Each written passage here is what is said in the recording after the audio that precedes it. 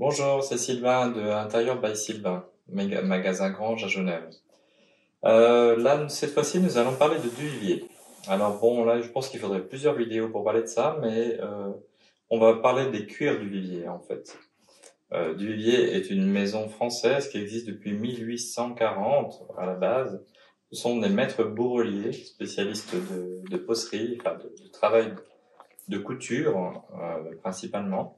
Et à l'heure actuelle, c'est pas une marque, c'est surtout une fabrication française de très haut de gamme. Duvivier maîtrise tout de A à Z. Ils ont leur propre structure, ils ont des ateliers, les cuirs sont français. C'est fait chez Rémi Caria. Rémi Caria à Espelette, au pays des piments d'Espelette. Et Rémi Caria fait des très belles poceries comme ce cuir-là, qu'on appelle le cuir Welsh, qui est le cuir le plus beau et le plus cher chez Duvivier, qui a un toucher qui est extraordinaire, qui est très très doux. Les sacs Hermès dans leur cuir le plus cher sont achetés au même endroit au niveau des poceries. Et comment reconnaître un beau cuir d'un mauvais cuir. Donc c'est surtout principalement ça, cette vidéo.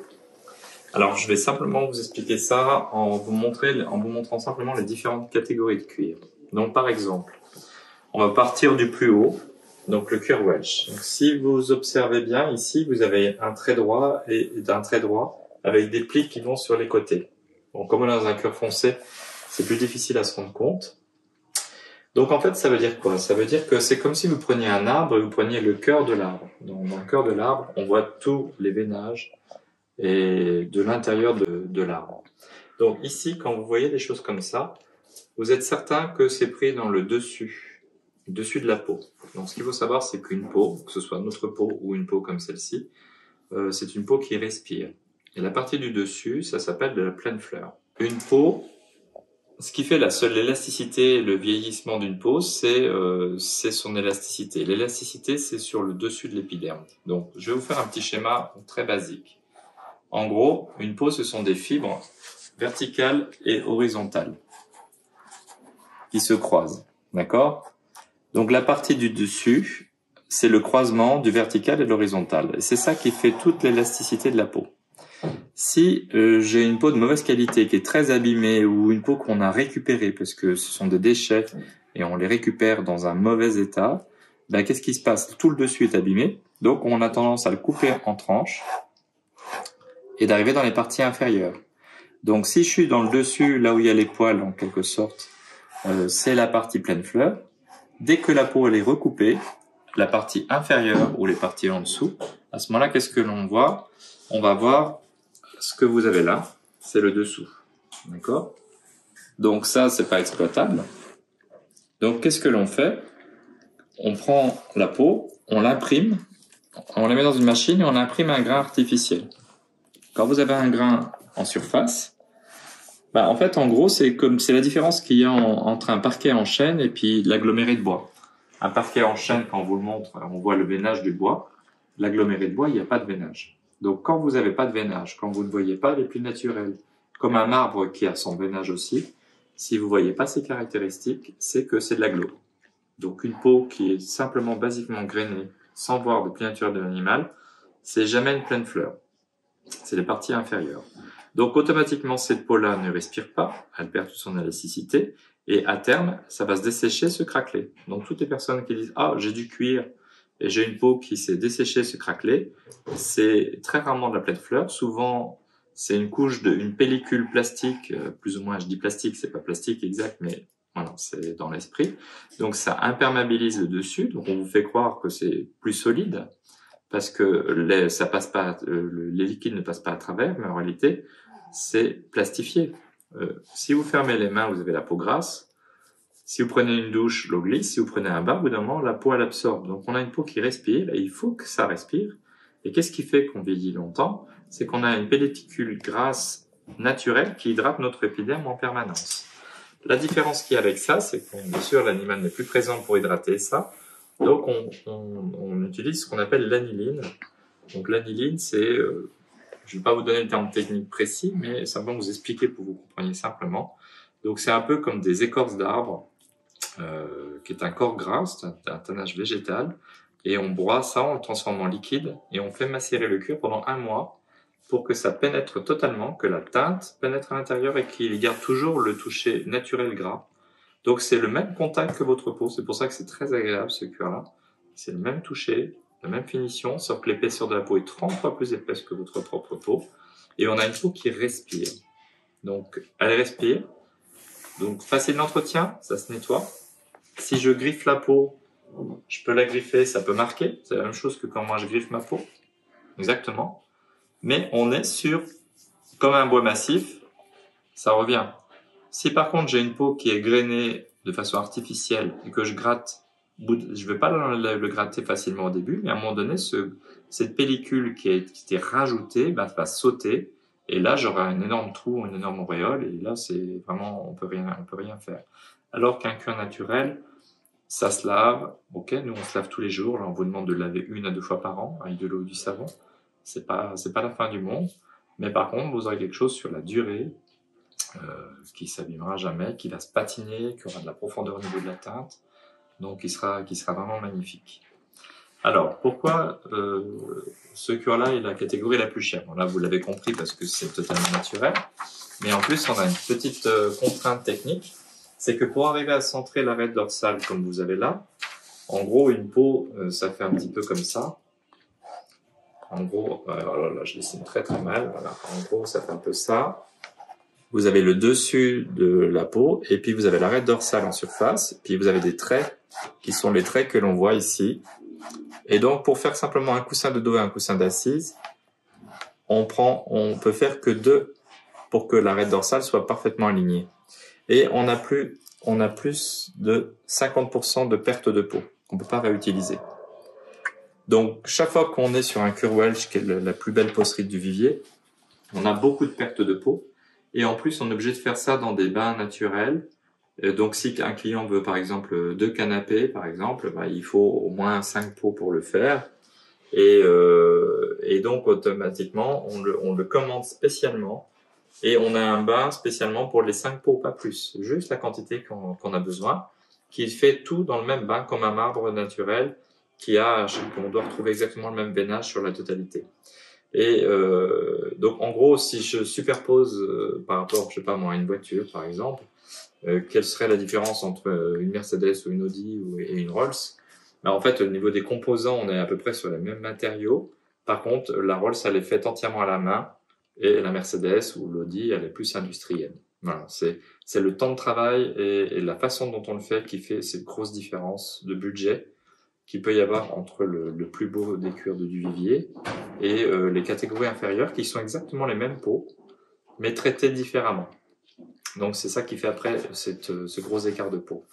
Donc uniquement dans le cas de ce cuir-là, seulement dans ce cas-là, Duvivier envoie 3 à 4 semaines avant la livraison un morceau de peau dans le bain précis dans lequel il est fait et on demande au client de valider, de dire voilà, est-ce que la nuance de bain elle est bonne.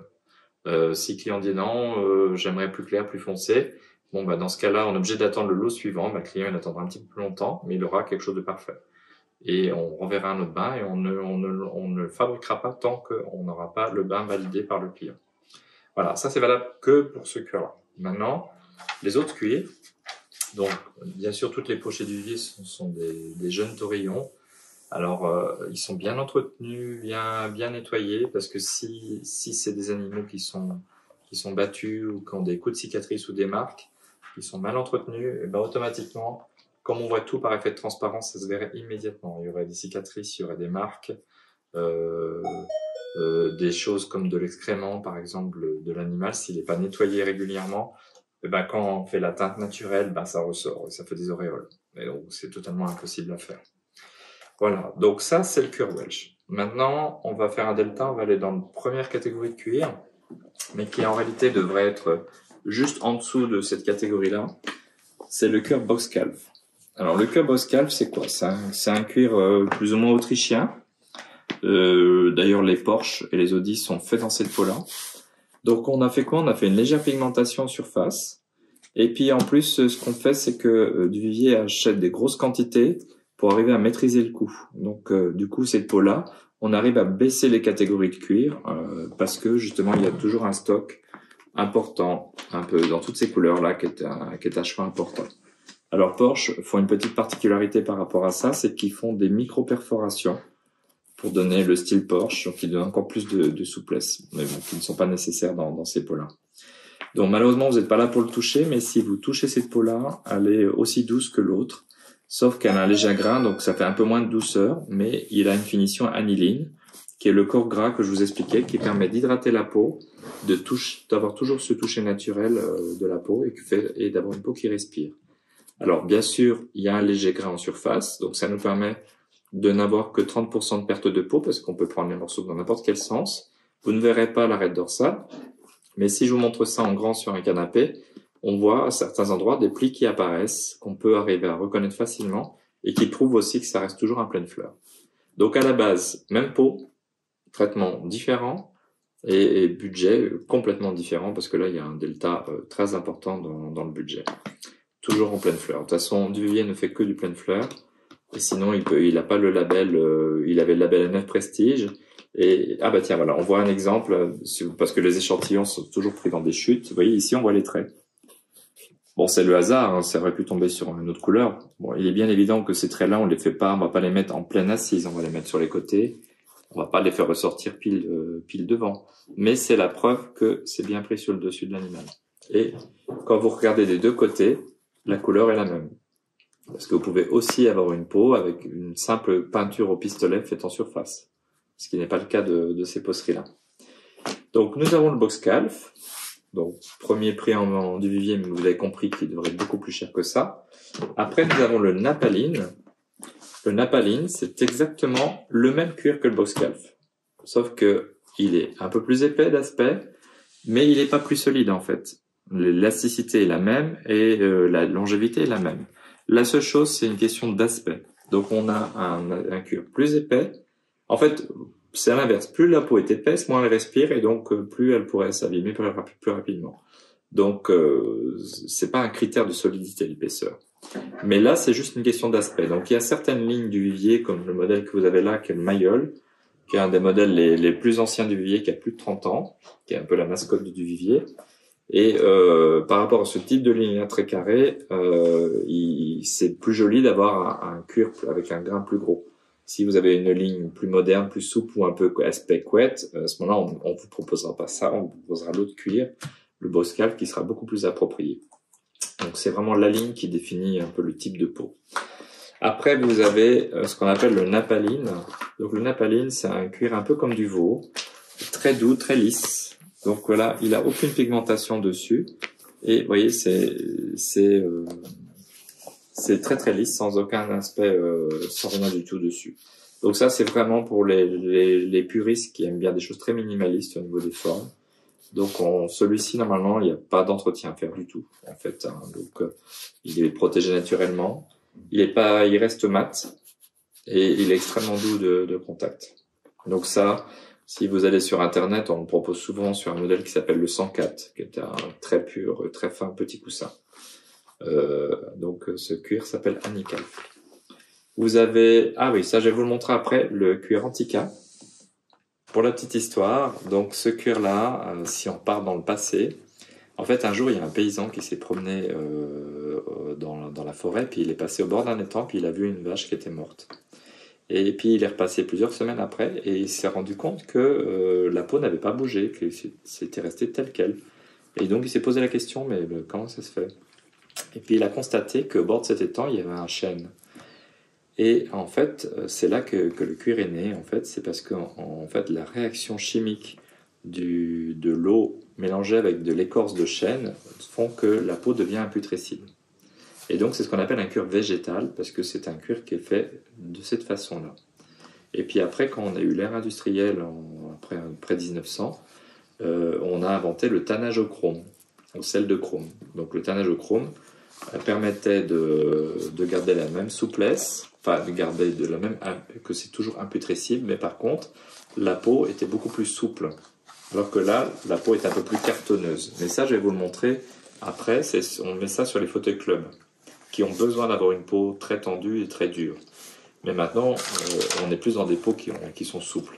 Donc le tannage au chrome permet d'avoir les mêmes propriétés, mais de conserver la peau comme à son origine, comme votre peau quand on est vivant en fait. Donc on a toute la souplesse qui est maintenue, alors que là, on ne l'a pas.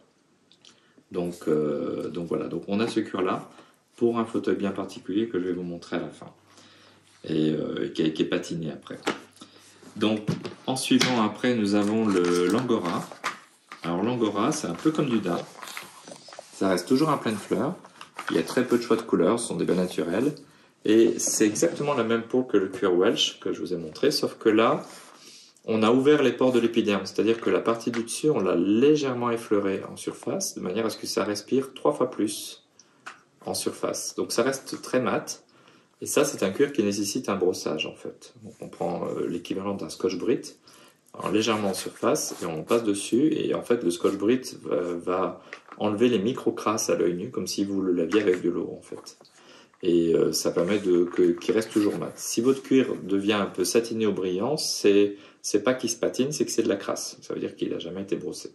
Donc voilà, c'est un cuir magnifique, mais c'est pour ceux qui aiment bien entretenir les choses, pas tous les jours, mais il faut le faire.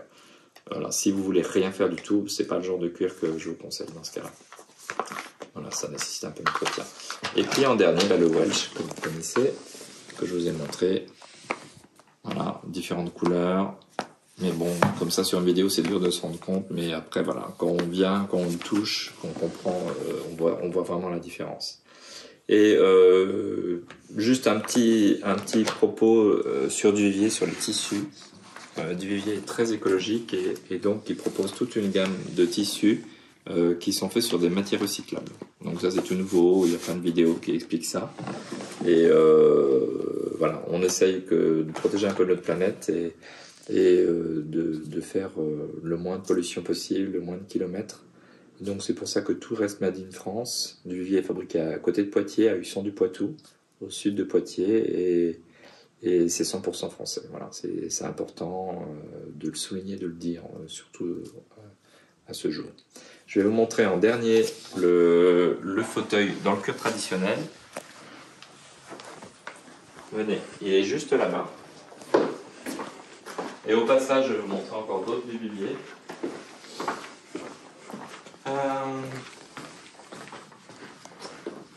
Donc voilà, fauteuil Duvivier. Vous voyez, ça c'est le cuir box calf, mais là il est tendu. Et ici on voit les plis qui apparaissent. Donc on arrive à reconnaître. Voilà. Dernier, je vous montre le fameux cuir Antica. Donc ça c'est le fauteuil qui s'appelle Mermoz. C'est une reproduction du fauteuil club qui était sur le bateau France pour la traversée des États-Unis. Et là, bon bien sûr, on n'allait pas attendre 30 ans pour qu'il devienne comme ça. Donc on l'a patiné, on l'a vieilli volontairement. On l'a poncé. Et ici, vous voyez, c'est un taureau catalan. Et on voit tous les plis qui apparaissent. Mais là, il est très vieilli, très marqué, exprès. Et on est dans le cuir végétal d'origine. Et donc là, on voit ici, les peaux sont faites d'une seule pièce. Là, ici, d'une seule pièce. Il n'y a pas de raccord. Et ici aussi. Ici, on se rend bien compte. Ici, là, on voit bien tous les plis. Voilà.